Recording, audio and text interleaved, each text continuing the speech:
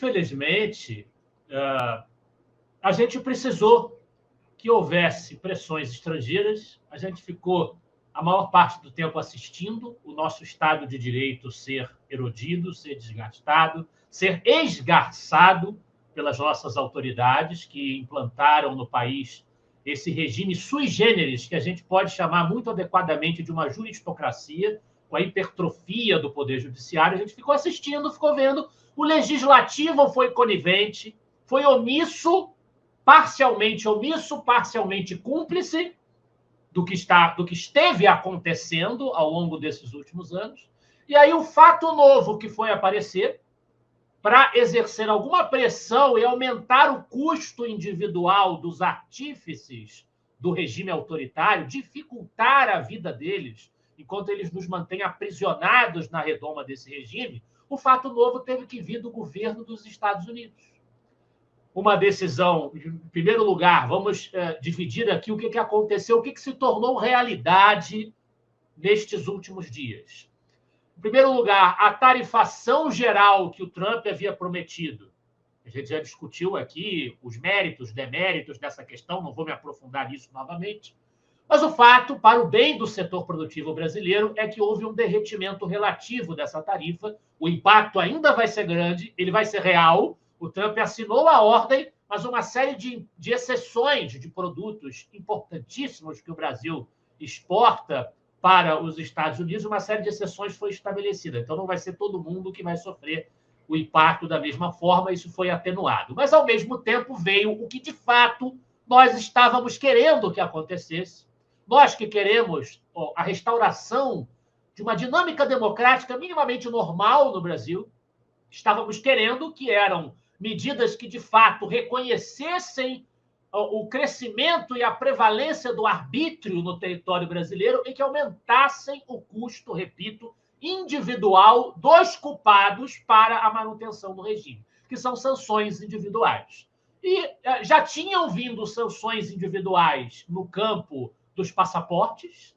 O governo norte-americano, como vinha insinuando o secretário de Estado Marco Rubio, que sabe muito bem a realidade da América Latina e desenvolveu uma verdadeira ojeriza ao governo Lula, conforme informou o comentarista da CNN, o Lorival Santana, foi implementada essa restrição de passaporte americano, de visto americano, para autoridades do nosso judiciário, do nosso STF, incluindo o Alexandre de Moraes. O fato novo, novíssimo, o último acontecimento foi a imposição da tão falada Lei Magnitsky contra o Alexandre de Moraes, o que determina para ele não apenas o impedimento de entrada nos Estados Unidos, que já estava em vigor, mas também o bloqueio de bens e contas bancárias, afetando aí transações internacionais e até o uso de cartões de crédito, que vai gerar uma dificuldade para ele, para a esposa dele e para a família dele, sem sombra de dúvida. Dificuldade esta que, obviamente, ele procurou. O que eu lamento é que, para que viesse um fato novo, esse fato novo tenha vindo de fora, que a nossa sociedade brasileira tenha falhado. Nós falhamos. Outras sociedades já teriam posto esse consórcio autoritário que governa o Brasil hoje abaixo há muito tempo. E nós permitimos que esse espetáculo degradante persistisse e estamos contando com pressões estrangeiras para gerar um fato novo que possa estimular reações internas. Aí vem a minha resposta para a sua pergunta. Isso aí vai mudar o cenário brasileiro? Isso bagunça, isso impacta, isso gera barulho, isso incomoda, isso afeta diretamente a vida das pessoas que são culpadas diretamente pela construção dessa arquitetura de censura e de autoritarismo a que nós estamos submetidos. Mas isso não passa borracha e tira o problema de cena. Vai ter que ser acompanhado de reações internas. Infelizmente, o que a gente vê é uma solidariedade entre os presidentes das casas legislativas, Hugo Mota, Davi Alcolumbre, respectivamente presidente da Câmara e do Senado, manifestaram solidariedade ao Alexandre de Moraes. A gente vê uma solidariedade da instituição STF como corpo, né? E, obviamente, uma solidariedade do Executivo. Mas há alguns sinais. A gente viu ali a manifestação divergente do Luiz Fux em votação no Supremo, em relação à medida cautelar do Bolsonaro. A gente já ouve alguns rumores que vêm chegando até a imprensa tradicional de que existem alguns desconfortos também de alguns dos ministros do Supremo com essa nota.